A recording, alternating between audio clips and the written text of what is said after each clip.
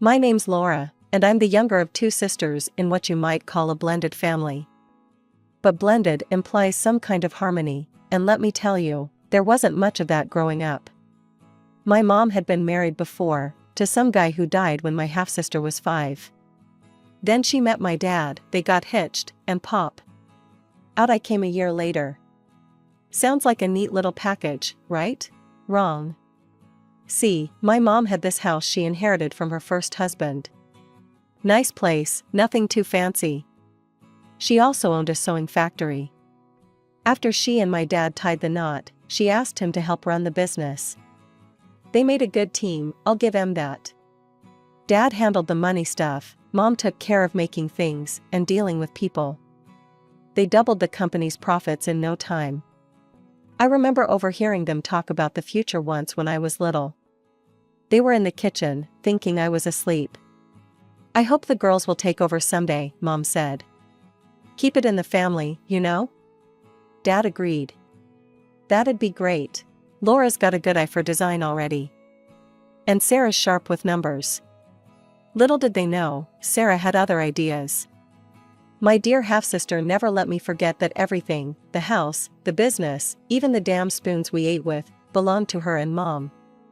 This is my house, she'd say, blocking the door to her room. You're just living in it, 'cause your dad mooches off Mom. I was too young to understand why she was so mean. I just wanted to play with her cool toys or borrow a pencil to draw. But every time I touched something, she'd snatch it away. That's mine, she'd screech. My real dad bought it before he died. You can't have it. Mom tried to stop her. Sarah, honey, that's not nice. Laura's your sister. Half-sister, Sarah would spit back. And she gets everything. It's not fair. Dad never said much during these fights. He'd just pat my head and tell me to ignore her. But how could I? She made my life hell. One day, I found some colored pencils in the living room. I was so excited, finally, I could draw the beautiful dresses I saw in my head. I started sketching, lost in my own little world. Then Sarah stormed in. Those are mine, she yelled, grabbing the pencils. Before I could stop her, she tore up my drawings. I ran to Mom, sobbing. She hugged me tight and marched over to Sarah's room. That's enough, I heard her shout. You will not treat your sister this way. But nothing changed. Sarah kept finding ways to remind me I didn't belong. And as we got older, it only got worse. As we grew older, my parents tried their best to keep the peace. They'd buy us the same clothes, give us equal gifts on holidays. But it was never enough for Sarah. Laura's sweater is softer, she'd complain. Or, her necklace has more jewels. You always give her the best stuff. It didn't matter that it wasn't true. In Sarah's mind, I was the favorite, the interloper stealing her rightful place. When I was about 10, my parents decided to sell the old house and buy a bigger one. I remember the day we moved in, how excited I was to have my own room. This is amazing, I squealed, twirling around the empty space. Sarah appeared in the doorway, her face dark. Don't get too comfortable. This house belongs to me and Mom. You're just a guest here. I felt my stomach drop. Even in this new place, nothing had changed. Later that night, I heard Mom and Dad talking in hushed tones. I don't know what to do anymore, Mom sighed. I've tried everything with Sarah. Maybe we should take her to see someone, Dad suggested. A therapist or counselor? Mom agreed, and soon Sarah was going to weekly sessions. But if anything, it only made her more resentful. Oh, so now I'm crazy, she spat one day after a particularly rough appointment. You just want to fix me so precious Laura can have a perfect life. I wanted to scream that my life was far from perfect with her in it, but I kept my mouth shut. It never did any good to argue with Sarah. As the years went by, Sarah's victim complex only grew. Everything was someone else's fault, usually mine. She'd complain endlessly about how unfair her life was, how no one understood her. You're all against me, she'd say. You owe me for everything I've been through. I started avoiding her as much as possible, staying in my room or at friends' houses. Anything to escape the constant drama. When Sarah finally graduated high school and left for college in another city, it felt like the whole house breathed a collective sigh of relief. Maybe some time away will do her good, Mom said hopefully. For the first time in years, I felt like I could relax in my own home. No more walking on eggshells, no more surprise attacks of Sarah's jealousy. Those 4 years while Sarah was away at college were the happiest of my young life. I threw myself into my studies, especially art and design. I'd spend hours sketching clothes, dreaming up new styles. Mom noticed my passion and started bringing home scraps of fabric from the factory for me to play with. "You've got a real talent, Laura," she'd say, admiring my creations. For once, I felt seen for who I was, not just as Sarah's annoying little sister. I started to imagine a future where I could use my skills, maybe even in the family business. After graduation, I'd been accepted to a college in another city to study design, which was a dream come true.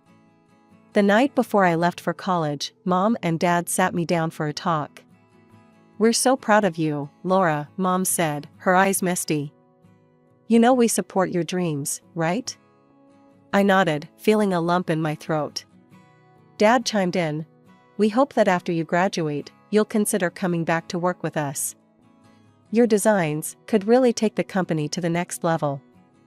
I promised to think about it, but honestly, I was eager to spread my wings. The idea of returning to my hometown, where Sarah's shadow still loomed, wasn't exactly appealing.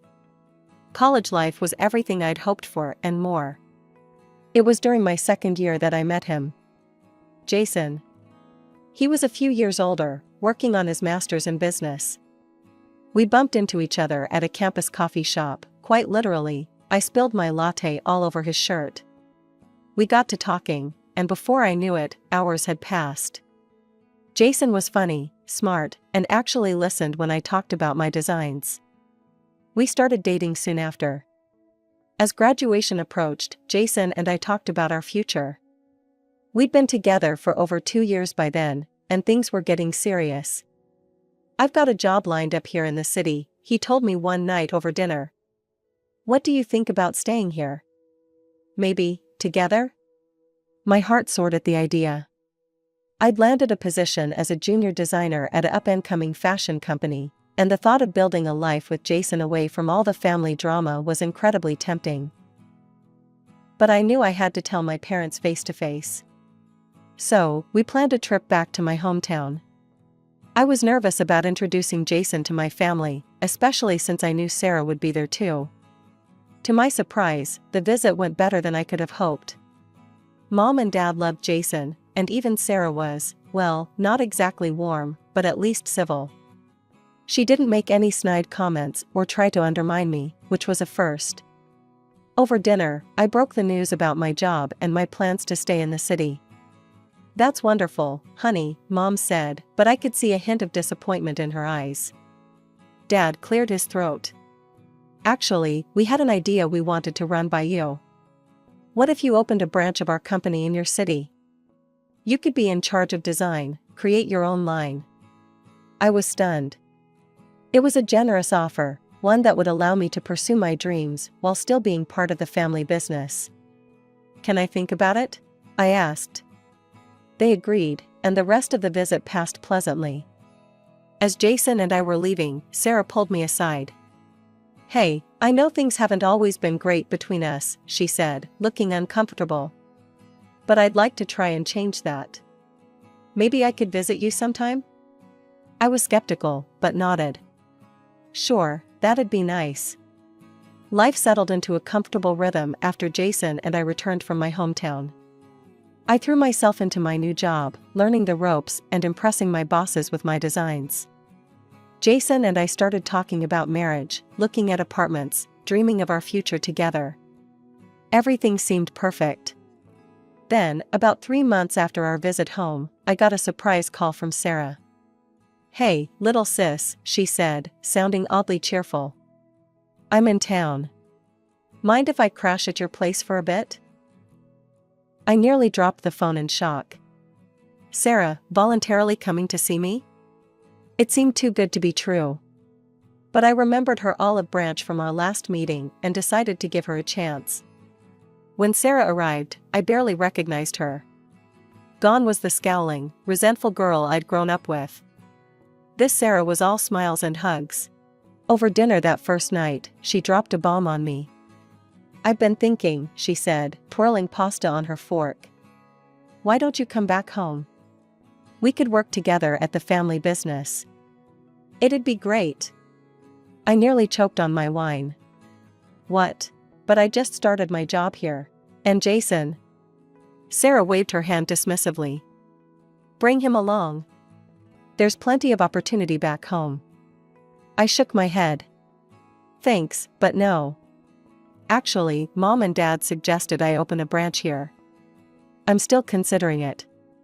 For a moment, I saw a flash of the old Sarah, a tightening around her eyes, a slight downturn of her mouth. But it passed so quickly, I thought I might have imagined it. "Well, if you won't come home, maybe I could stay here a while longer?" she asked. "We've got so much catching up to do." Against my better judgment, I agreed. And to my surprise, living with Sarah wasn't the nightmare I'd expected. She was helpful, even taking over most of the household chores. We'd stay up late, talking about our childhood, laughing over shared memories.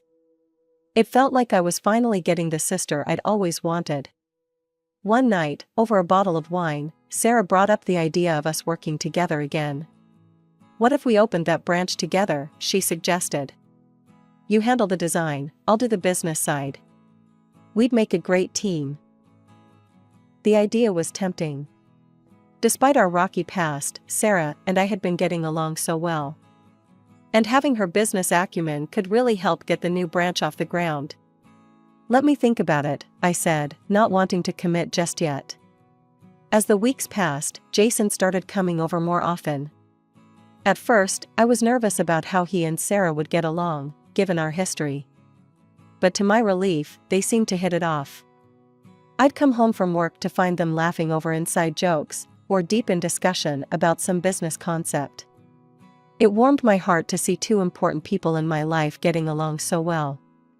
Jason and I set a date for our wedding, just 6 months away. I designed the invitations, carefully curated the guest list, and agonized over every detail of the menu and decorations. Sarah was there every step of the way, offering suggestions and support. Meanwhile, Jason and I had decided to open the branch of my family's company after the wedding. Sarah and I spent many evenings discussing our plans, getting more excited with each conversation. "We're going to make an amazing team," Sarah said one night, clinking her wine glass against mine. 2 months before the big day, I was juggling work, wedding prep, and future business plans. Life was hectic, but wonderful. Then came the call that changed everything. "Laura, it's Dad," his voice sounded strained over the phone. "Your mother, she's not well. She's been feeling poorly for a while, but you know your mother, always putting on a brave face." He paused, and I could hear the worry in his silence. "I'm struggling to keep up with everything, the business, the house." I didn't hesitate. "I'm coming home. Right now." When I told Sarah, she sighed. "I wish I could come with you, but I've got some important meetings I can't reschedule." I was surprised by her reluctance, but didn't push it. "It's okay. I'll keep you updated." The situation at home was worse than I'd imagined. Mom looked pale and fragile, nothing like the vibrant woman I remembered. The doctor's diagnosis was devastating, a tumor, requiring immediate surgery. I threw myself into action, taking over household chores, helping Dad with the business where I could, and most importantly, being there for Mom. I arranged to work remotely, squeezing in design work between hospital visits and home care. The days blurred together in a haze of worry and exhaustion. But finally, there was good news: the surgery was successful, and Mom was recovering well. Through it all, I tried to stay connected with Jason. We'd video chat daily at first, his face a comforting presence on my screen. "How's your mom doing?" he'd ask, his brow furrowed with concern. "Better today," I'd reply, forcing a smile. How are things there? Is Sarah behaving herself? He'd laugh and assure me everything was fine, but as the days passed, our conversations grew shorter and less frequent. I told myself it was just the stress of the situation, that things would go back to normal once I returned home. But a month into my stay, the video calls stopped altogether. My messages went unanswered. The silence was deafening. The gnawing worry in my gut wouldn't let up. After days of unanswered calls and messages, I couldn't take it anymore. I had to see Jason, to find out what was going on. I caught the next flight out, my mind racing with possibilities. Maybe Jason was sick. Maybe he'd lost his phone. Maybe. I didn't tell anyone I was coming. Some part of me wanted to surprise Jason, to see his face light up when he saw me. The silence that greeted me in my apartment was eerie. Then I heard it, a muffled giggle from the bedroom. Our bedroom. I wish I could say I hesitated, that I didn't barge in like some crazed person. But I did. And what I saw, God, I'll never forget it. Jason and Sarah. In our bed, naked and entwined. For a moment, the world stopped. I couldn't breathe, couldn't think. Then reality came crashing down. What the hell? I screamed, my voice breaking. They jumped apart, but neither looked particularly ashamed. If anything, they looked relieved. Laura, Sarah said, wrapping the sheet around herself. We didn't expect you back so soon. I couldn't believe what I was hearing. You didn't expect? Are you kidding me? That's all you have to say? Jason at least had the decency to look uncomfortable. Sarah stood up, still clutching the sheet. Look, sis, these things happen. Jason and we're in love. I felt like I'd been punched in the gut. In love? You've known each other for what, a few months? Sometimes you just know, Jason said, reaching for Sarah's hand. We didn't mean for this to happen, but... But what? I interrupted. You just accidentally fell into bed together? Sarah smiled sweetly. Laura, you should be happy for us. In fact, we were hoping you'd understand. Maybe even, let us use your wedding plans? I stared at her, uncomprehending.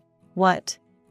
Well, everything's already paid for, she explained, as if talking to a child. It seems a shame to waste it. We could celebrate our engagement instead. I don't remember leaving the apartment. I don't remember the trip back to my parents' house. I just remember collapsing into my childhood bed, sobbing until I had no tears left. Mom and Dad found me like that. They didn't push, just sat with me until I was ready to talk. When I finally told them everything, Dad's face turned red with anger. Mom just looked sad. I'll call her, Dad said, reaching for his phone. This ends now. The conversation was short and brutal. I could hear Sarah's voice, shrill and defensive, through the speaker. Of course you're taking her side, she yelled. You always have. Well, guess what? For once, I'm the one who got chosen. How does it feel, Laura? Dad's voice was cold. Sarah, if you go through with this, you're no longer part of this family. Do you understand? There was a pause, then Sarah's voice, dripping with venom, fine. I don't need you anyway. I've got Jason now. The line went dead. Mom pulled me into a hug, her still fragile body shaking with sobs. I'm so sorry, sweetheart, she whispered. I'm so sorry. I clung to her, feeling like a little girl again. But I wasn't a little girl anymore. I was a woman who'd just had her heart ripped out by the two people she should have been able to trust most in the world. The days following the revelation of Sarah and Jason's betrayal passed in a blur. One moment, I'd be curled up in bed, unable to face the world. The next, I'd be researching lawyers, ready to sue them for every penny I'd spent on the wedding. It was during one of these angry research sessions that my phone rang. An unknown number. Hello? I answered warily. Laura? It's Margaret, Jason's mother. I nearly hung up, but something in her voice stopped me. She sounded devastated. I don't know what to say, Margaret continued. We're so sorry, dear. So very sorry. I listened in stunned silence as she poured out her heart. How shocked and disappointed they were in Jason. How they'd always thought of me as a daughter. How they couldn't believe Sarah could do this to her own sister. We want to make this right, Margaret said finally. We know it won't fix everything, but we'd like to reimburse you for all the wedding expenses. True to their word, a check arrived a few days later, covering every last expense. It was a weight off my shoulders I hadn't even realized I was carrying. As the date of what would have been my wedding approached, I made a decision.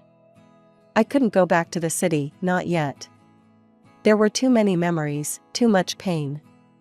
Would it be okay if I stayed here for a while? I asked Mom and Dad over dinner one night. Maybe work for the company?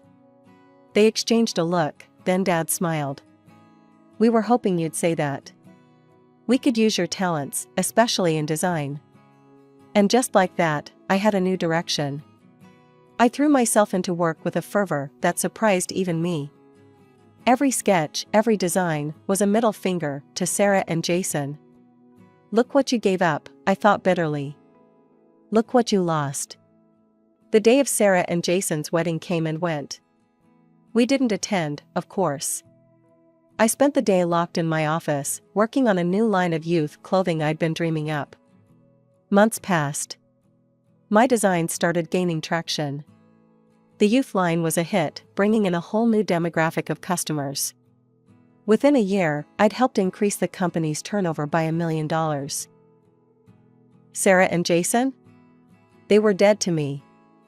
I didn't think about them, didn't wonder what they were doing or if they were happy. They'd made their choice, and I'd made mine. 3 years passed in a blur of fabric swatches, design meetings, and growing success.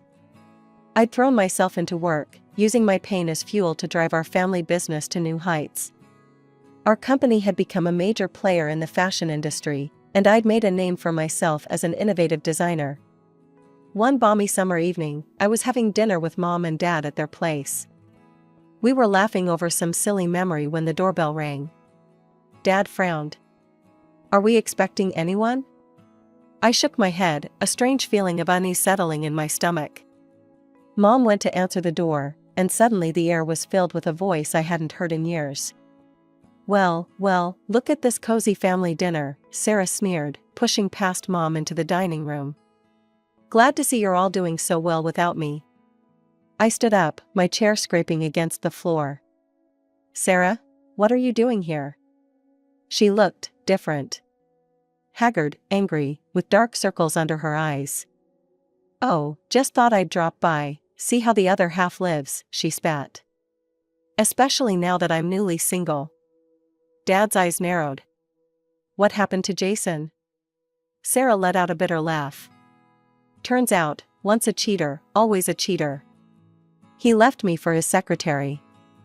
Ironic, isn't it? I felt a twinge of something, not quite sympathy, but a grim satisfaction. Karma, indeed. I'm sorry to hear that, I said, not entirely truthfully. But why are you here? Sarah's face hardened.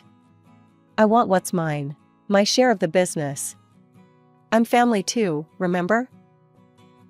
Dad stood up, his voice firm. Sarah, you gave up any claim to this family and this business when you betrayed your sister. You're not getting anything. You can't do this, Sarah screamed, her composure cracking. You can't just cut me out.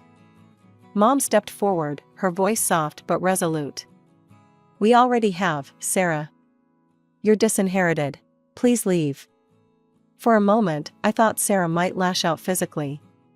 But instead, she just glared at us all, her eyes burning with hatred. This isn't over, she hissed, before storming out. A few days later, I was in my office when I heard a commotion from the lobby.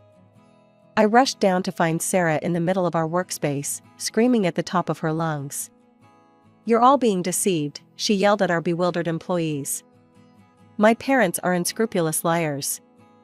They've stolen what's rightfully mine. I didn't hesitate. I called the police, keeping my voice calm, despite the chaos around me. We need officers at fashion-forward designs immediately. We have an unstable individual causing a disturbance. Even as security tried to remove her, Sarah kept fighting. Over the next few days, she escalated her attacks, trying to break into our parents' house, smashing windows, and in a final, terrifying act, attempting to set fire to the front door. It was clear this couldn't go on.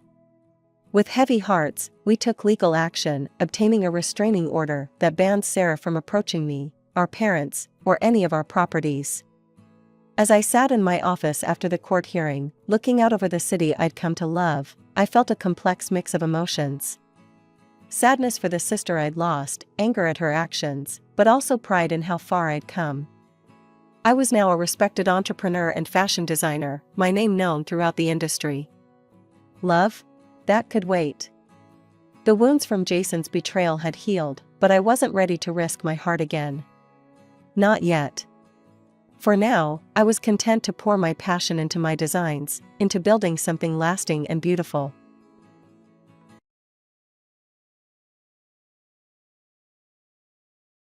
Hi, I'm Amanda, a 38-year-old marketing executive. I thought I was living the American dream with my husband, John, and our son, Tyler. We have a nice house in the suburbs, and I've always taken pride in being smart with our money. But sometimes, even the best laid plans can take a hard hit. It was a typical Sunday afternoon when my father-in-law, Richard, showed up for our weekly family dinner. As usual, he walked in like he owned the place, throwing his usual criticisms around. "Amanda, dear, don't you think it's time to update this living room? It's looking a bit dated," he said with his signature condescending smile. I bit my tongue and forced a smile. "We like it just fine, Richard." John, ever the peacekeeper, quickly chimed in. "Dad, come on, let's just enjoy dinner, all right?" As we sat down to eat, Richard shifted to his favorite topic, money.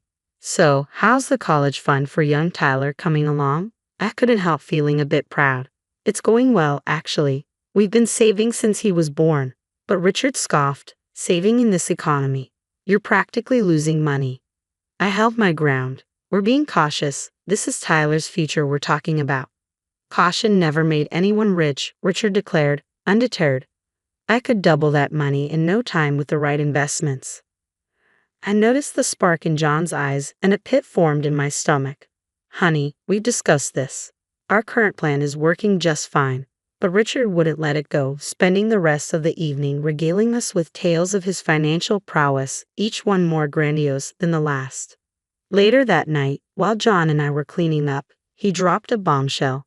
"You know, maybe we should let Dad handle some of Tyler's college fund. He does have a lot of experience." I stared at him, stunned. "Are you serious? We've worked so hard for this. What's the harm in letting him invest a portion of it?" John pressed. "He knows what he's doing." We argued for what felt like hours, but in the end, against every instinct I had, I gave in. The next day, I reluctantly transferred a substantial chunk of Tyler's college fund to Richard. Not long after, things started to feel off. The numbers just weren't adding up. I tried reaching out to Richard, but he always had an excuse. "Richard, we need to talk about the investment." "Oh, Amanda, darling, I'm about to head into a meeting. I'll call you back." But he never did.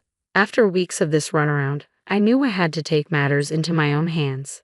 Feeling like a character in some twisted crime drama, I hired a private investigator. When the PI's report landed on my desk, my world shattered. Richard, the man who'd lectured me on financial responsibility, had blown through our money on gambling. He was nothing but a degenerate gambler. I stormed into the bedroom, where John was reading.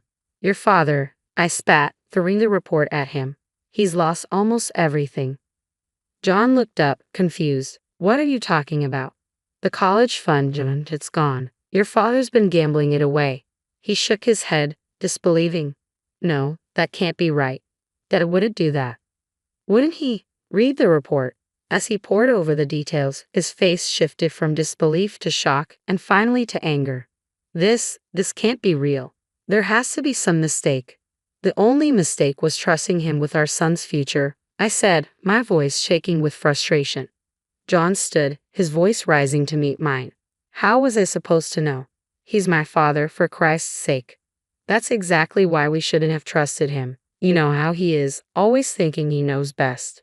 Our argument raged, each of us wrestling with the betrayal in our own way. John torn between loyalty to his father and the damning evidence, me furious with both Richard and myself for letting this happen. Finally, exhausted, we sat on the edge of the bed, the weight of our new reality settling over us. What are we going to do? John asked quietly. I took a deep breath, trying to steady myself. We fight. We find a way to fix this for Tyler. John nodded, reaching for my hand. I'm so sorry, Amanda. I should have listened to you. We both made this decision, I said, squeezing his hand. But now we need to make it right. As we sat there, the enormity of what we'd lost hit me. 70% of Tyler's college fund, gone. Years of careful saving, of sacrifices and hard work, vanished because of one man's addiction. We need to tell Tyler, I said, dreading the conversation ahead. John nodded, guilt etched across his face. And we need to confront my father. The thought of facing Richard made my blood boil, but I knew it had to be done, for our family, for Tyler's future, and to ensure Richard could never do this to anyone else again. The next morning, I was up at dawn, my mind racing. I called in sick to work and spent the day making calls. First to our lawyer, then preparing myself for the conversation I dreaded most, with Tyler. When he got home from school, he looked at me, concerned. Mom, what's going on? You look terrible. I patted the couch beside me. Sit down, honey. We need to talk. As I explained what had happened, I watched Tyler's face fall. But what about college? All my plans. We're going to figure this out, I promised, pulling him into a hug. I'm so sorry, Tyler. He pulled back, eyes wet but resolute. It's not your fault, Mom. It's Grandpa Richard's. We'll get through this together. His maturity nearly broke me, but I held it together. We had to be strong. Meanwhile, John was confronting his father. When he returned home, he looked like he'd aged 10 years. How'd it go? I asked gently. John sank into a chair. He cried, Amanda. Said he was sorry, that he'd pay us back. But I don't know if I believe him anymore. Sorry doesn't cut it, I snapped. We need real solutions. That's when I decided we'd need a family meeting. It was time to face this head on. When Richard arrived, the tension in our living room was thick. Tyler sat between John and me on the couch, a united front. Richard took his place in the armchair, looking humbled. I'm glad we're all here, I began. We need to discuss how we're going to fix this mess. Richard leaned forward, contrite. I know I made a terrible mistake, but I promise I'll make it right. I'll sell my car, I cut him off. It's not enough, Richard. You've lost nearly everything. How exactly do you plan to repay us? His calm demeanor cracked. Well, if you trusted me more in the first place, we wouldn't be in this situation. Excuse me? I felt my blood pressure rise. You heard me, Richard sneered. Always so controlling with the money. If you'd let me invest it from the start. John jumped in. Dad, that's enough. You can't blame Amanda for your gambling addiction. Gambling addiction? Richard scoffed. Don't be dramatic. I made a few bad bets, that's all, and now you're all ganging up on me. Amanda's turned you against me, hasn't she? I couldn't believe what I was hearing. You lost our son's future, and you're trying to blame me? Then Tyler stood up, hurt and angry. Grandpa, how could you do this to us? To me. For a moment, Richard's face softened, then it hardened again. You'll understand when you're older, Tyler. Sometimes adults have to make tough decisions. That was the last straw. I stood up, pointing to the door. Get out, now. Amanda, John began, but I shook my head. No, he's not welcome here anymore. Not after this. As Richard left, sputtering excuses, I felt an enormous weight lift off my shoulders. We figured this out without him. Little did we know, karma was already catching up with him. A week later, we got a call from a family friend. Richard had been caught trying to embezzle from the country club's charity fund and had been expelled in disgrace, his reputation in tatters. Guess his luck finally ran out, John said, shaking his head. I couldn't help but feel a grim satisfaction. Richard had dug his own grave, and now he was lying in it. As for us, we had a long road ahead, but at least now we were free from Richard's toxic influence. It was time to focus on rebuilding our lives and securing Tyler's future on our own terms. The day after the confrontation, I changed the locks and blocked Richard's number. It wasn't easy, but it was necessary. Are you sure about this? John asked, worry creasing his forehead. Absolutely, I replied firmly. We can't let him hurt us anymore. In the weeks that followed, Richard tried everything, calling from unknown numbers, showing up unannounced, even sending a tearful letter. But we stood firm. After another attempt one night, John sighed heavily. You know, I think you're right. Dad's always been toxic. I guess I just never wanted to see it. I squeezed his hand. I know it's hard, but we're doing the right thing. John also stepped up in a big way, picking up weekend shifts at a local hardware store. It's not glamorous, he said, but every little bit helps, right? Months flew by. Between my side gig as a financial consultant, John's extra job, and Tyler's scholarships, we were slowly but surely rebuilding our savings.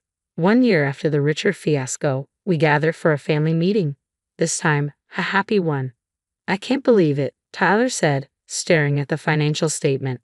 We've almost replaced everything Grandpa Richard lost. We did it together, I said, a lump forming in my throat, as a family. Just then, John's phone buzzed. His face went pale as he read the message. What is it? I asked. It's Dad. He's been arrested for fraud. Looks like he tried to pull the same stunt with someone else's money. We sat in stunned silence. Then Tyler spoke up. I know it's wrong, but I'm kind of glad he's finally facing the consequences. I nodded. It's okay to feel that way, Tyler. What he did was terrible.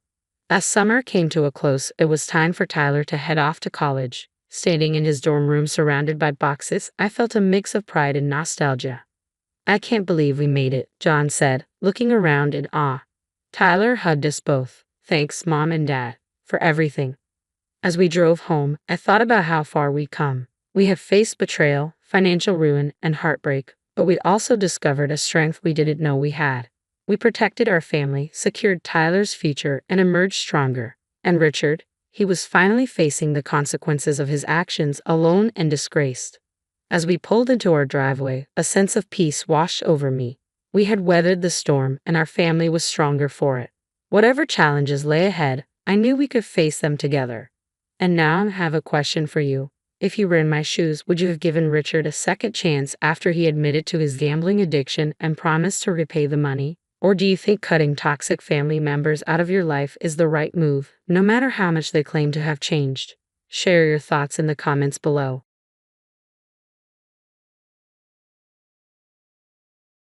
Hey there, I'm Amelia. I'm 28 and working my tail off at this fancy advertising firm in Chicago. I've been hustling my way up the corporate ladder for the past 3 years, and let me tell you, it's no joke.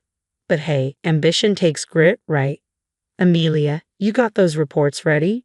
That's Michael, my boss, always breathing down my neck. Just finishing up, Michael. They'll be on your desk in 10. I swear, that man's got it out for me. But I'm not backing down. I've got dreams, and I'm here to make them happen. Now, let me tell you about my real MVP, my twin sister, Olivia. We've been thick as thieves, through hell and back. What do you think about these centerpieces? Her voice crackles through the phone while I'm flipping through design mock-ups. The purple ones are gorgeous. Your wedding's going to be amazing, sis. Olivia and I, we're each other's rocks. After our parents' messy divorce, we could have drifted apart, but it only brought us closer. Now she's getting hitched, and I couldn't be prouder. Amelia, got a sec. That's James, my cubicle buddy, popping his head over the wall. Sure, what's up? Michael's on the warpath again, just a heads up. I roll my eyes. Thanks for the warning. What's his issue this time? James shrugs. Who knows? Maybe the coffee machine looked at him funny. We share a laugh, but there's tension in the air. Michael's always been on my case like he sees me as some kind of threat. If he only knew how much I've already got on my plate. Later, I grab a quick lunch with Sarah from HR. She's one of the good ones. How are you holding that, Amelia? She asks, a concerned look on her face. I sigh, poking at my salad. Hanging in there. Michael's been, well, Michael. But I'm not letting him get to me. Sarah nods sympathetically. You know you can always come to me if things get out of hand, right? I know, and I really appreciate it. On my way home, my phone buzzes. It's Daniel, my Fiance and personal cheerleader. Hey, babe. How was your day? I smile. Oh, you know, the usual corporate circus. How about you, Mr. Software Engineer? I solved a bug that's been haunting us for weeks. Small victories, right? That's my guy, saving the day one line of code at a time. We chat about dinner plans and Olivia's wedding. Dane has been my rock through all this career craziness. Always there, always supportive. As I hang up, though, I can't shake the feeling that something's brewing at work. I'm Amelia Parker. I've survived divorced parents, cutthroat bosses, and bridezilla moments. But little did I know, a storm was coming that would test everything: my career, my relationships, and my integrity. That Monday morning, I walked into the office, still buzzing with wedding details from the weekend, completely unaware of what lay ahead. Parker, my office. Now. Michael's voice boomed across the floor. Sighing, I straightened my blazer and headed to his office. "What's up, Michael?" He didn't even look up. "Sit down. We've got a situation." I perched on the edge of the chair, a knot already forming in my stomach. "What kind of situation?" "Titanium Inc. wants a pitch 2 weeks from Saturday." My heart sank. "But that's my sister's wedding." He finally looked at me, his gaze cold. "You're doing the pitch?" "No, Michael, I can't. I'm the maid of honor. I have to be there." He leaned back, a smirk playing on his lips. "Well, you have a choice to make, Parker: your sister's wedding or your job. Because if you're not here for that pitch, don't bother coming back on Monday." I felt like I'd been sucker punched. "You can't be serious. That's not fair." "Life isn't fair, Parker. Deal with it." I stormed out, my mind spinning. In the hallway, I bumped into James. "Wow, Amelia, you look like you've seen a ghost." I pulled him into the break room, spilling everything. He listened, his expression growing darker by the second. "That's messed up, Em. You've got to talk to HR." "And say what?" "It's my word against his." "Then document everything, every conversation, every email. And definitely talk to Sarah." I nodded, feeling a glimmer of hope. "Thanks, James. I don't know what I'd do without you." Later that day, I caught up with Sarah in the cafeteria. "Got a minute?" I asked, my voice barely concealing the desperation I felt. She looked up, her expression softening. "Of course, Amelia. What's wrong?" I took a breath and spilled everything. Michael's ultimatum, the impossible choice he forced on me. Sarah's face grew serious as she listened. "Amelia, this is a clear violation of company policy. We need to address this immediately." "But what can we do?" I asked, feeling helpless. "It's just my word against his." Sarah leaned in, her voice low. "Document everything. There might be more going on than you realize. I've been hearing things about Michael." My curiosity sparked. "What kind of things?" She hesitated. "I can't say much yet, but keep your eyes open. And be careful." That night, I stayed late, combing through old files. What I found made my blood boil. Project after project where my ideas were presented as Michael's and performance reports doctored to make me look incompetent. As I was leaving, I heard voices coming from the copy room. I froze. It was Jessica, our new intern, and she was crying. "I can't take it anymore. The way he looks at me, the things he says," she sobbed. My heart dropped. Was she talking about Michael? The next day, I pulled Jessica aside. "Hey, you okay? I couldn't help overhearing yesterday." She looked terrified. "Please, don't say anything. I can't lose this internship." "Jessica, if something's happening, you need to report it." She shook her head, eyes wide with fear. "You don't understand. He said he'd ruin my career before it even started." My resolve hardened. This wasn't just about me anymore. It was about all of us. I decided then. I was going to my sister's wedding, consequences be damned. But I wasn't going down without a fight. I spent the next week preparing the most comprehensive pitch handover of my life, every detail and contingency planned. Then, I did something that terrified me. I went over Michael's head. "Mr. Johnson, do you have a moment?" I asked, catching the CEO just before a meeting. He looked surprised. "Of course, Amelia. What can I do for you?" I took a deep breath. "Sir, I need to talk to you about the Titanium Inc. pitch, and some concerns I have about the work environment." As I laid it all out, I saw storm clouds gathering in Mr. Johnson's eyes. By the time I left his office, I knew that things were about to change, for better or worse. I had lit the fuse. Now, all I could do was wait for the explosion. That Saturday, I stood in front of the mirror, adjusting my maid of honor dress, my stomach in knots. Today was Olivia's big day, but I couldn't shake the worry about work. "Em, you look gorgeous," Olivia beamed, appearing behind me. I forced a smile. "Not as stunning as you, sis. You ready to do this?" The ceremony was beautiful, and as I watched Olivia exchange vows, a wave of peace washed over me. I'd made the right choice by being here. During the reception, my phone buzzed. I snuck away to answer. Amelia, thank God, came James's panicked voice. Michael's a no-show. We're scrambling here. My heart raced. What? He didn't show up at all. No. The client's here, and we're flying blind. I took a deep breath. James, remember the handover I prepared? Everything you need is in there. You've got this. But Amelia, listen to me. You know this pitch inside and out. I believe in you. After calming him down, I returned to the party, trying to push work from my mind. That's when I spotted a familiar face. Amelia Parker, is that you? I turned, and there he was, John, my old college buddy. John, what are you doing here? Friend of the groom, he said, grinning. What's new with you? Still at Dynamics? We chatted, catching up like no time had passed. Then John dropped a bombshell. You still working under Michael Reeves? Man, that guy's been making waves. I froze. What do you mean?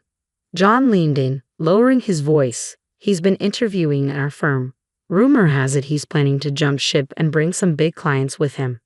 My mind raced, but before I could fully process this, my phone buzzed with a text from Jessica. Amelia, I can't take it anymore. I have proof of what Michael's been doing. Can we talk? I excused myself and found a quiet corner to call her. Jessica. My voice was urgent. What's going on? Her voice trembled on the other end. I've been keeping records of everything, the harassment, the dodgy finances. I think he's been embezzling. My head spun. Jessica, this is huge. We need to take this to HR, to the CEO. I'm scared, Amelia, she whispered. What if? I spoke firmly. I'll protect you, Jessica. We'll do this together. Hanging up, I felt a mix of dread and determination. Michael's house of cards was about to come crashing down. I returned to the wedding, plastering on a smile. Olivia and I were dancing when she squeezed my hand, her eyes filled with concern. Everything okay, sis? I nodded, a surge of love for my twin filling my chest. Yeah, just some work stuff. But don't worry, I've got it handled. As the night wound down, I received one last message from James. We did it, Amelia. The client loved the pitch. You're a lifesaver. I smiled, the weight of uncertainty lifting off my shoulders. Tomorrow would bring its own battles, but tonight, I celebrated my sister's happiness and my own small victory. Monday morning, I walked into the office, my head high but my stomach in knots. I'd barely slept, bracing for the confrontation with Michael. But as I approached his office, I was met with a surprise.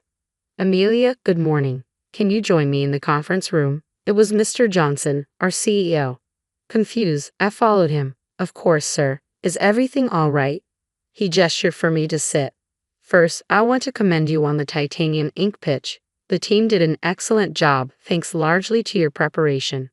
I nodded, still wary. Thank you, sir. But, where's Michael? Mr. Johnson's expression darkened. That's what I wanted to discuss. Some concerning information has come to light. I understand you have something to add. This was my moment. I took a deep breath and laid it all out. The ultimatum, the stolen credit, John's revelation about Michael's job hunting, and finally, Jessica's evidence. Mr. Johnson listened intently, his expression growing graver by the minute. Amelia, I want you to know we take these allegations very seriously. An internal investigation is already underway. What happens now? I asked. For now, Michael has been suspended pending the investigation. As for you, Amelia, I'd like you to temporarily take over his responsibilities. My head spun. Me? But sir. He held up a hand. You've more than proven yourself, Amelia. The team respects you, and you've shown exceptional leadership. Michael and his toxic influence were gone, leaving room for a stronger, more ethical company and a version of myself I could be proud of. As Olivia would say, that's what I call a happy ending. The story's over, but I've got a question for you. If you were in my shoes, would you have risked your job to attend your twin's wedding, or would you have stayed to make the pitch? What would you have done differently? Let me know in the comments below.